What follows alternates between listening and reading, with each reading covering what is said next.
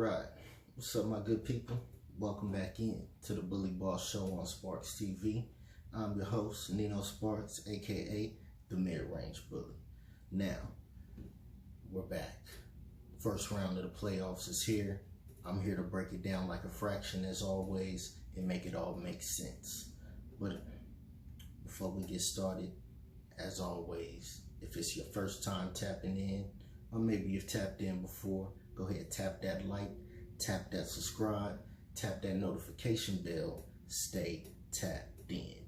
Let's get it. So, I'm gonna jump right into it. Know y'all got shit to do. I'm gonna try to keep each one of them short. So, let's start with the Western Conference. And I'm gonna say the best for last, of course. Oklahoma City Thunder versus the New Orleans Pelicans.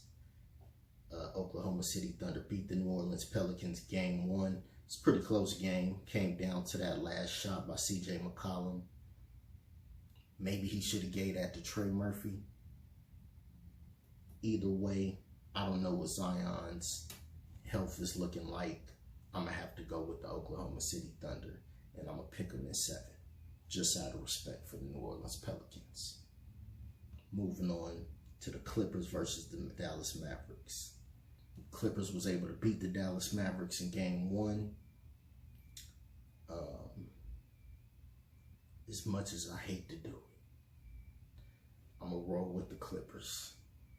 I'm going to roll with the Clippers getting past the Mavericks. I think it goes 7 games. You know, Luka has historically owned the Clippers, but I think this is a different group. And I think they're much deeper, and I think the difference is going to come down to the bench. Westbrook, Norman Powell. Those two dudes, whatever the Dallas Mavericks bench is going to do, I think those two dudes can offset it. And I don't know what Kawhi Leonard's health is looking like. I think if they go up 2 games, we might not see Kawhi Leonard for the first round of the playoffs. But that don't mean we're not going to see him at some point. So for that reason, I just think the Clippers, they clicking. James Harden, he running the offense. That's all they needed. Think about it. The whole time this group has been together, that's the one thing they haven't really had, is that prototypical point guard. And James Harden is filling that void, and he's filling it perfectly. You've seen the way he was feeding Zubac. I don't think Zubac, he ain't had this much fun since he's been playing for the Clippers. You know what I'm saying? He's definitely, I don't know what the difference is in his point differential since James Harden's been the point guard, but I'm going to guess it's up. I'm saying, and he wearing James Harden shoes. You know what I'm saying? You done got your shoe deal, dude feeding you the ball, you live it. But can Paul George be, because you know what Kyrie's going to do. You know what Luka's going to do. Kyrie's going to be Luka's number 2, you know. And I mean that respectfully, but he is the 2. So can Paul George be that guy? And we've heard him say in the past, he don't want to be that guy. Or he can't. He didn't say he didn't want to. He said he can't be the 2. And I don't know if he meant during the regular season, but let's see if playoff P turns up. I'm assuming he does. But for that reason, I'm going to take the Clippers in 7 to get past the Dallas Mavericks. Moving to the Timberwolves and the Suns. I told you, don't be surprised if the OGs turn up. Now, Ant-Man, I'm going to put some respect on his name, because he did show us something in game 1. He did show us that he's arrived. But I'm not betting against the easy money sniper. You can't bet against nobody that calls themselves the easy money sniper.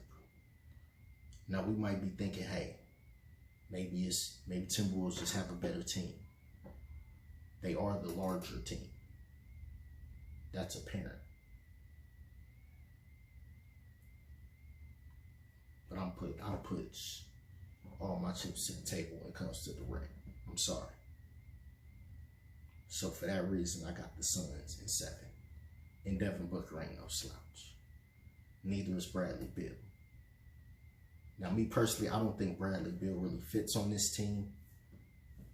I think they kind of got a little greedy. He should have went to the Warriors, if you're asking me. But he's on the Suns. And if he's healthy, at some point he's going to have a breakout game. But Devin Booker's going to turn it up a notch. And you know what the sniper is going to do. You know what the sniper's going to do. Now, Frank Vogel is supposed to be, and I'm not even going to phrase it like that because he helped us win a championship. He is a defensive coach. Drawing up defensive scheme, that's what the fuck he do. So I want to see, on the coaching standpoint, what adjustments he makes. Because it's obvious. You can't let Ant-Man go. Make everybody else beat you. Rudy Gobert, he's going to beat you on the glass. Okay, live with that. We're going to make him take it out the hoop. Take it out of bounds, excuse me. Same shit. Karl Anthony Towns, let him beat you. You can go for 50, but you can't let Ant-Man get it going, bro. You can't let Ant-Man beat you. Because he's showing you who he is. He MJ number 2. Now, if Ant-Man pulls it off and beats the Suns in great fashion, I'll put him in the same category as I got Durant and LeBron and Steph Curry and all these other guys. Where I won't bet against him no more. Now, I once said that with Luka. But as far as that matchup, I just favor the Clippers. And in this matchup, I'm favoring the Suns. I think they get it done in 6. Wouldn't be surprised if it goes 7, but I think they figure it out. And they don't look back. Which brings me to the squad. My Los Angeles Lakers. That's right. You know I'm not going against the grain. Never, ever, ever. We got to figure this shit the fuck out. And we got to figure it out tonight. Now, the one thing people are not mentioning, they keep bringing up how the Nuggets have beat us 8 in a row, now 9 in a row. But y'all talking about, like, y'all adding in last season to create a narrative. They not mentioning what it took for the Lakers to get to the playoffs last season. That's the same team that started out, what, 4-10? Had the Westbrook issues looming all season.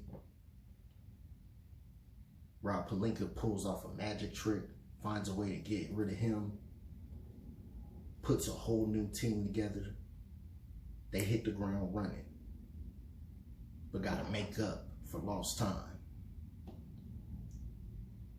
Somehow find a way to get to the play-in.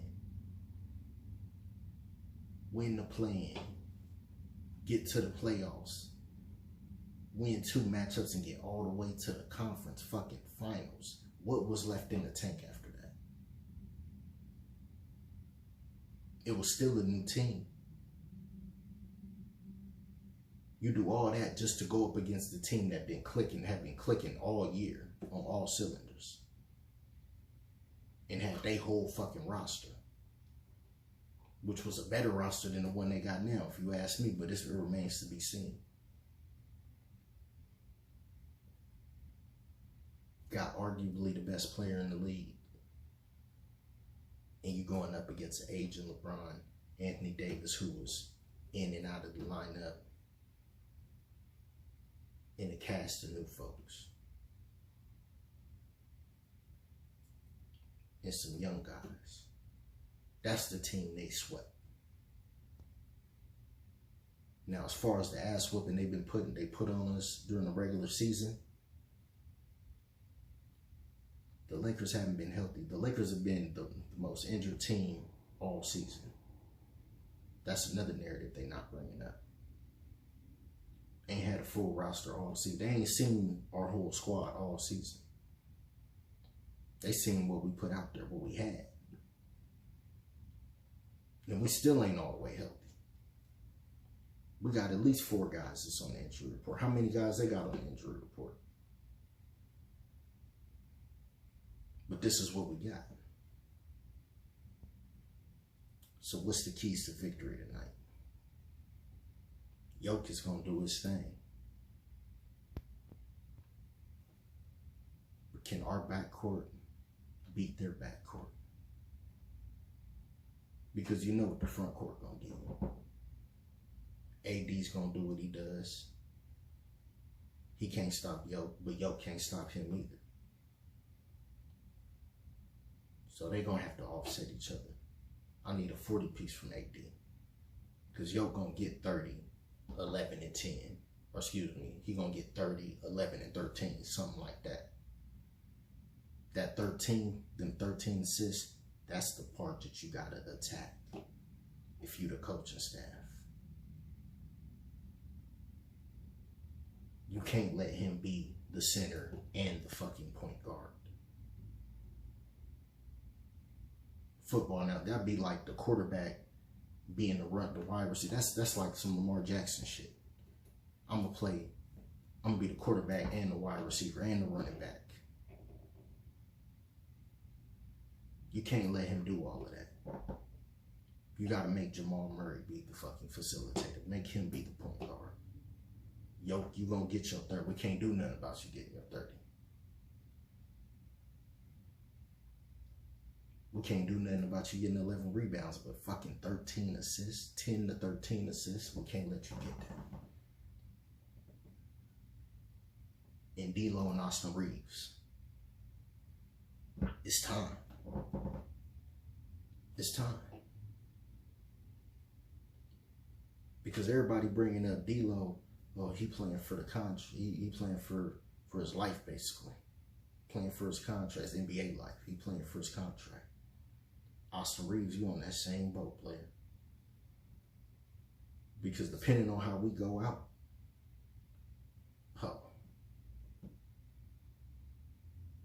everybody might be getting traded. So we got to turn up tonight.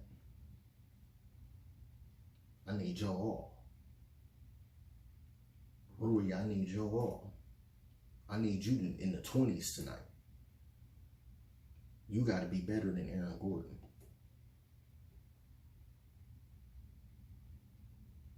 D'Lo got to be better than, he got to match Jamal Murray.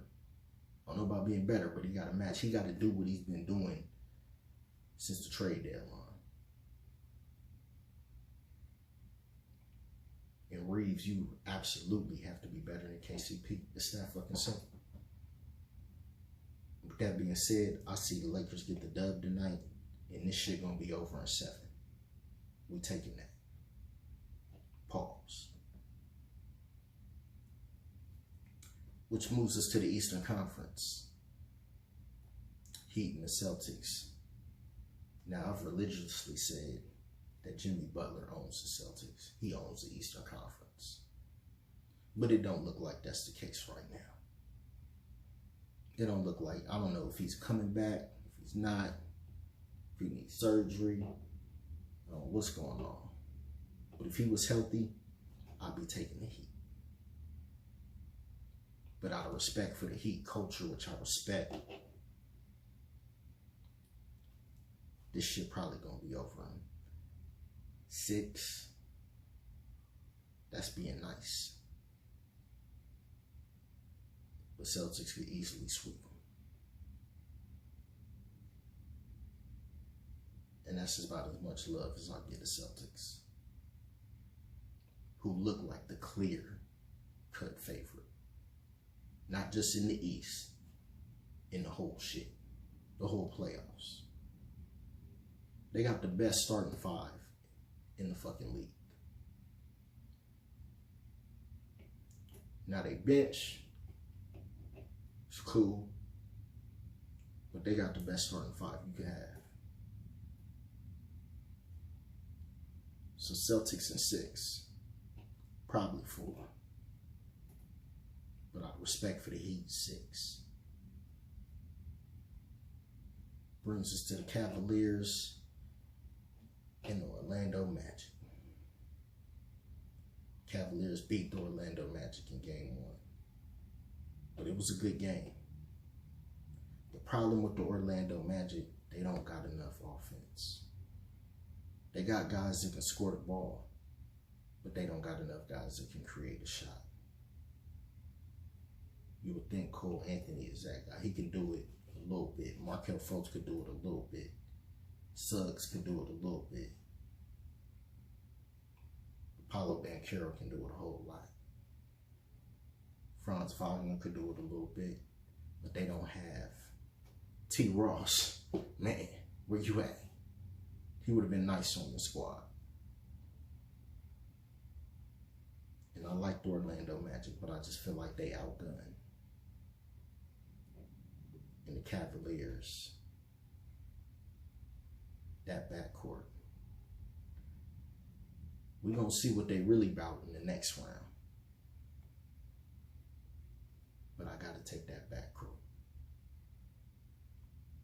Out of respect for the Magic, I say this thing goes 6 games. And possibly 5. Cavaliers in 6.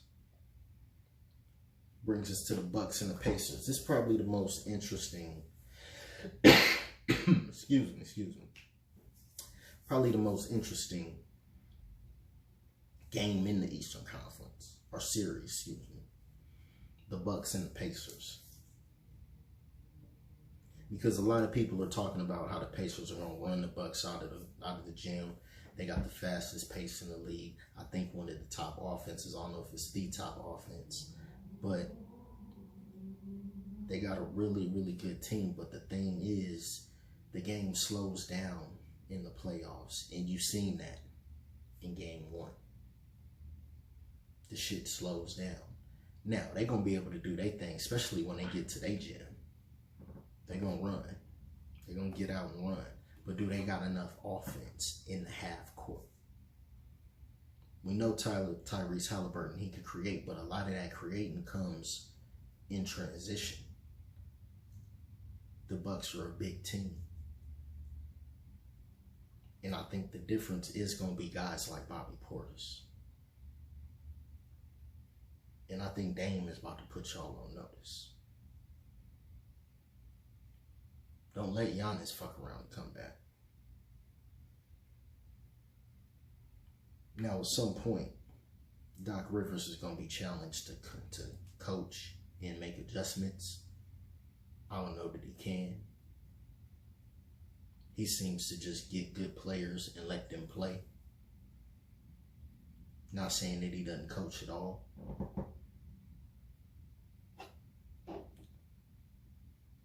But I think the Pacers get him in. I don't know why I keep saying 6. I'm going to not say 6. Let's say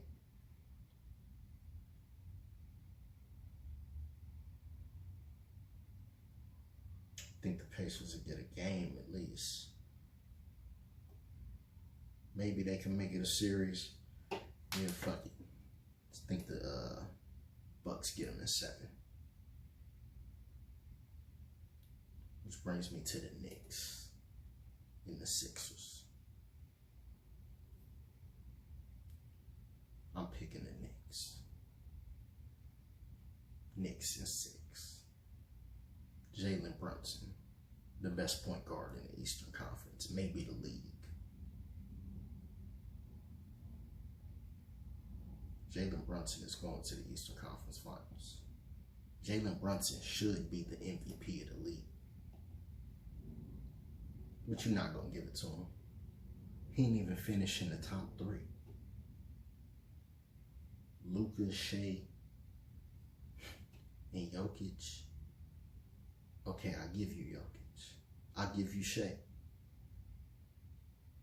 Luka, I love Luka, but he wasn't top 3, man. He wasn't top 3. Jalen Brunson got the Knicks not only in the motherfucking playoffs, they the 2 seed in the motherfucking playoffs.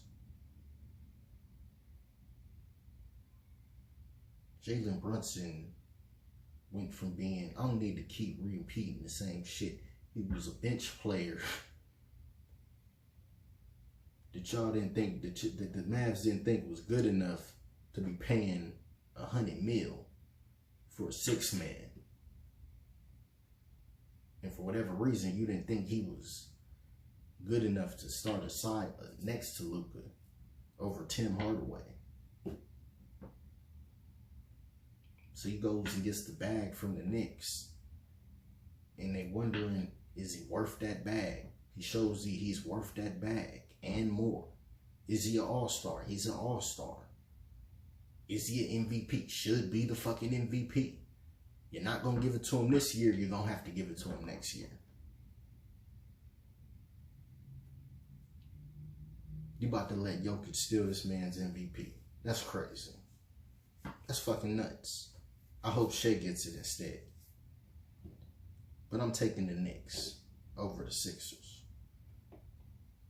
The Sixers need to get Joel. It's time. Okay, Tyrese Maxey, I give you that. He done showed. I was wondering in the beginning to see, will he be an all-star? He's a motherfucking all-star. And I think he's only going to continue to get better. He's going to be in the MVP conversation soon. Maybe in the next 2 seasons. But it's time to get them a real team. It's time to upgrade from Tobias Harris. It's time to upgrade. Buddy Hield, I like Buddy Hield. But it's time to upgrade. This team has been redundant, it seems. It's like, how long till Joel Embiid is like, man, get me the fuck out of here. That's coming. But I got the Knicks getting in that ass in 6. So final predictions. Got the Thunder beating the Pelicans. Clippers beating the Mavs. Suns beating the T-Wolves. Upsetting the T-Wolves. Lakers upsetting the Nuggets. Celtics gonna handle the Heat. Cavs gonna handle the Magic. Bucks gonna handle the Pacers, and the Knicks gonna get in the motherfucking Sixers' ass.